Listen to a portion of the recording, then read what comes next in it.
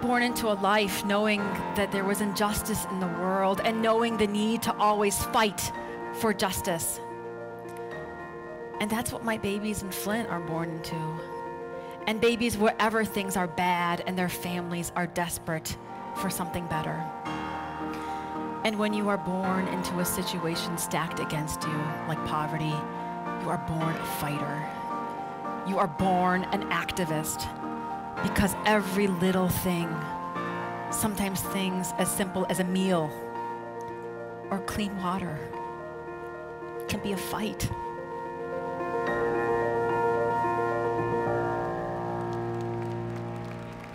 Thank you. Thank you.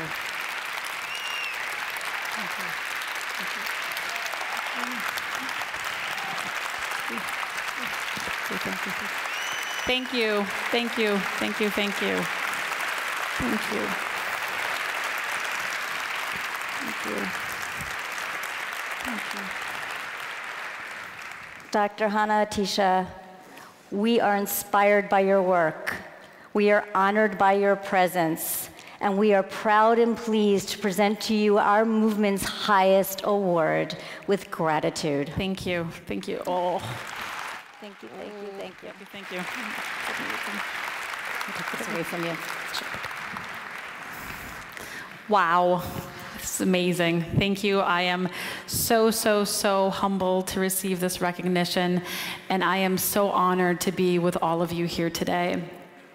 I want to thank you for giving me the opportunity to share the Flint story, to share our ongoing struggle for clean water and for justice. But before I get into Flint, I would be remiss if I did not share another story. It's a story that started right here in Boston, a story that informs my social justice roots. It's a story that resonates with our current political reality, and it's a story that I hope brings us all together. So I'm going to take you back to the 1930s, and my uncle, great uncle, Nuri Raphael, left Iraq at that time, and he came here to Boston to study at MIT.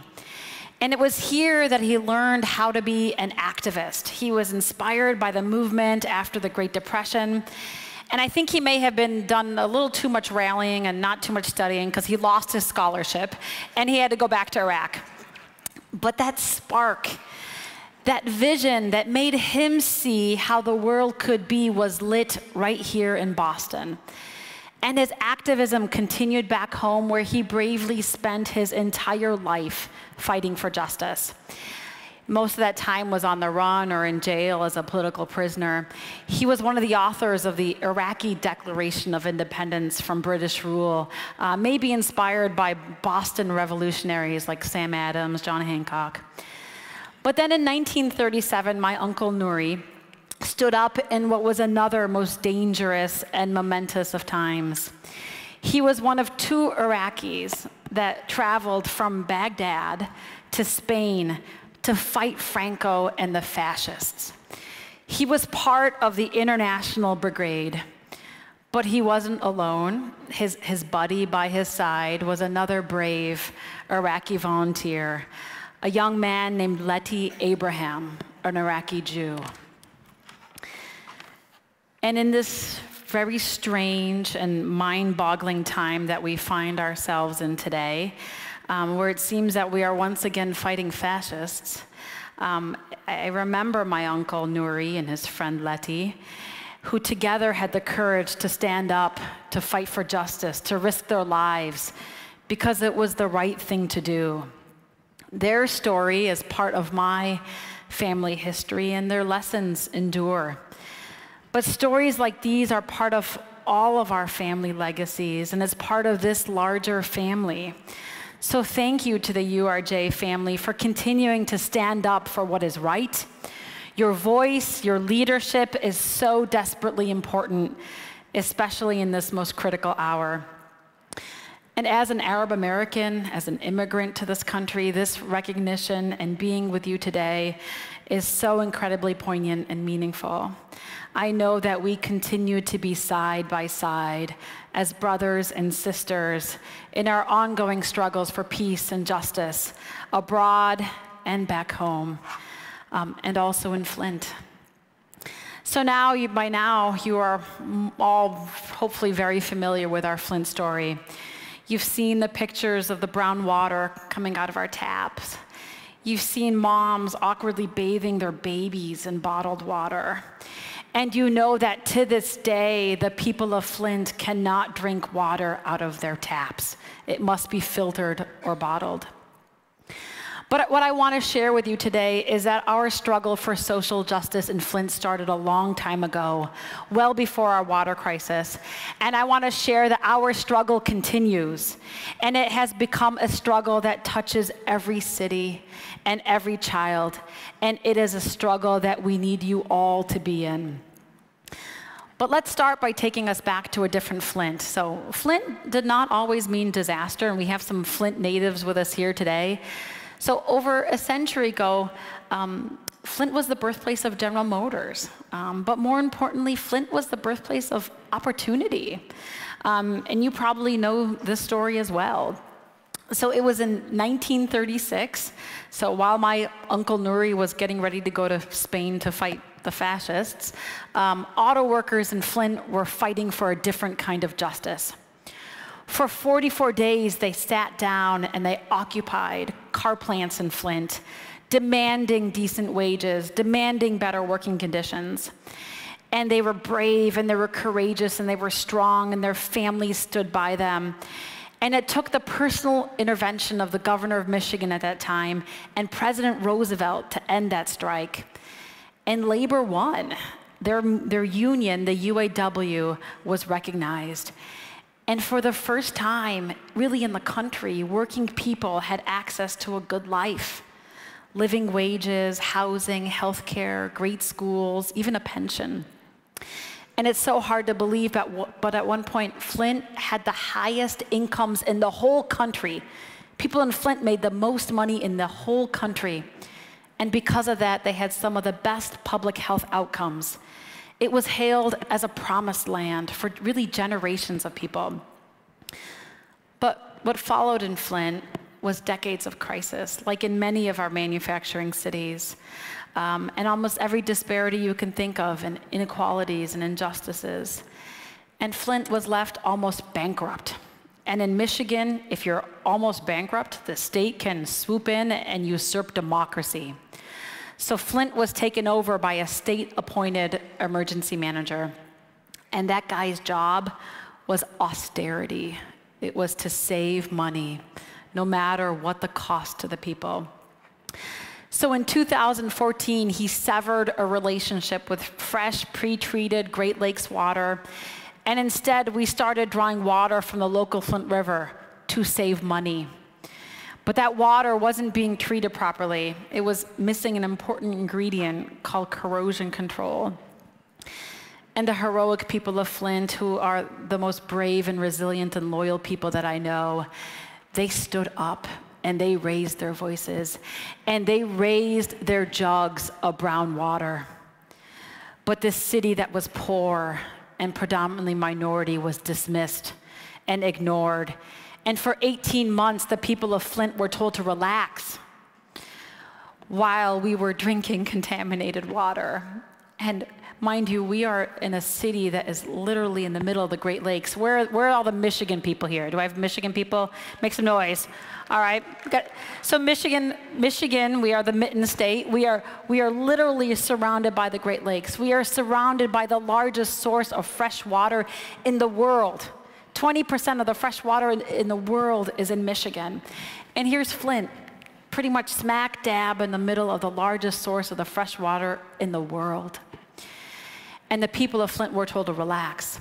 Even when General Motors, which is still in Flint, stopped using this water because it was corroding their engine parts. Think about that. Our water was corroding engine parts, but our babies were drinking this water. That corrosive, untreated water created a perfect storm for the lead that was in our plumbing to come out of our plumbing and into the bodies of our children. And we know what lead does. It's a potent, irreversible neurotoxin. It impacts how we think and how we act. There is no safe level. It is an environmental and a social injustice. So I walked out of my clinic and I stood up with the proof, with the research that our children were being poisoned. And the state of Michigan attacked me. They discredited me, my science, just as they had discredited everybody in the story, the moms, the pastors, the religious leaders, the scientists, the journalists. I was called an unfortunate researcher, that I was causing hysteria, which is my favorite because it's also sexist. But you don't mess around with lead, and you don't mess around with kids. We were fighting for the future that lives and grows inside our children. We were loud, we were stubborn, we were persistent, and at times, I admit, I was scared, and it was hard, and there was a knot in my stomach that would not go away. But this fight wasn't about me. It was about my kids. The kids that I, as a physician, took an oath to protect. So we kept fighting back. And finally, the truth of our science spoke truth to power, truth that could no longer be ignored. And from that moment, my everyday took a turn. It took a turn from holding one tiny hand at a time to holding the hands of an entire population of children. And just as the people of Flint banded together 80 years ago to demand economic justice, we have once again come together to demand justice for our children. And we are doing something that hasn't been done before in Flint. We are building a model public health program. We are wrapping our children with science-based interventions to promote the development of these kids. We are not giving up on these kids with things like home visiting and early literacy and healthcare and universal preschool, school health, nutrition, and more. And these are things that all children everywhere need. Thank you.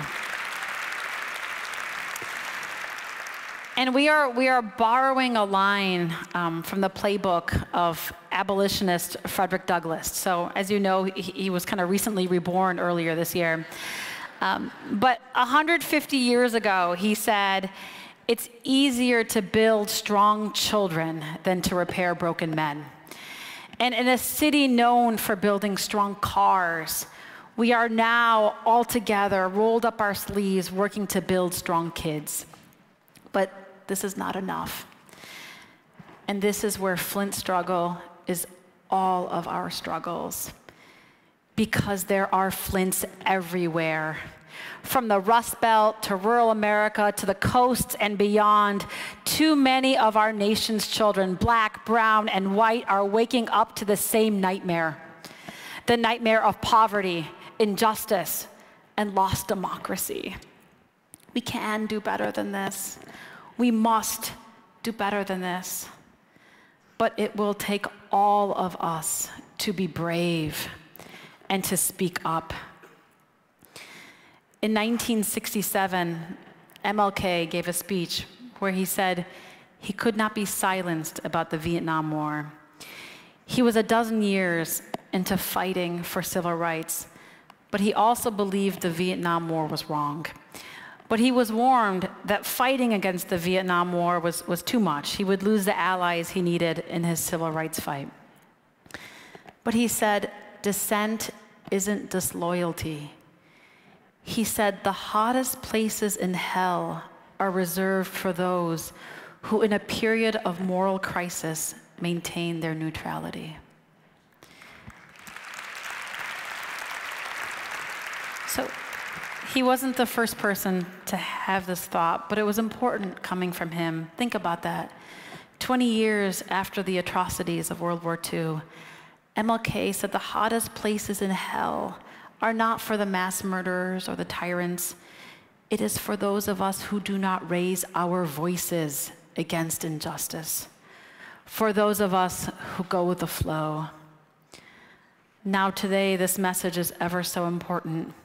And I know that you know these lessons, but they bear repeating for us and for those especially not in this room. Do not fear being the dissenter, whether fighting big or small injustices. Stand up. Tell the other side of the story. Look out for the forgotten, the displaced, the marginalized. Never be just that cog in a wheel. This call to arms today is not the same that inspired my Uncle Nuri and Letty and 35,000 other freedom fighters to travel so far to fight fascists in Spain. But it's not that dissimilar. There is a lot of work ahead of us on so many fronts. And for our children, this fight is the great unfinished business in our ongoing struggle for social justice. And I hope that while we are all here in Boston, the birthplace of United States independence and resistance, we together, hand in hand, side by side, my brothers and sisters, commit to fighting for equality, for justice, for opportunity, for my kids in Flint, but for our kids everywhere. Are you with me in this fight? Thank you. Thank you, thank you. Thank you. Thank you. Thank you, thank you, thank you, thank you. Thank you. Thank you. Thank you, thank you. Please welcome April Baskin, URJ Vice President of Audacious Hospitality. Oh, here, stay with me. Oh, stay with me.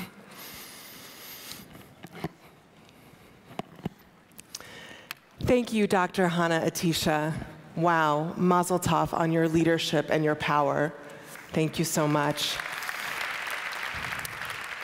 You may know that Maimonides was a revered Jewish physician and philosopher, and that he placed healthcare first on the list of the 10 most important communal services that a city had to provide to its residents. Why? Because healthcare is not just the responsibility of the doctors in a community, but of the entire community. Our hearts break knowing of the ongoing challenges faced by the people of Flint.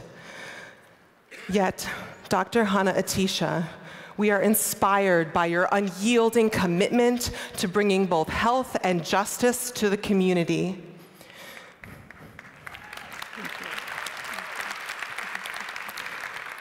You have shown all of us what it means to be God's partner in the act of healing an entire community. Thank you so much. Thank you. Thank you. Thank you. Thank you. Thank you. Thank you.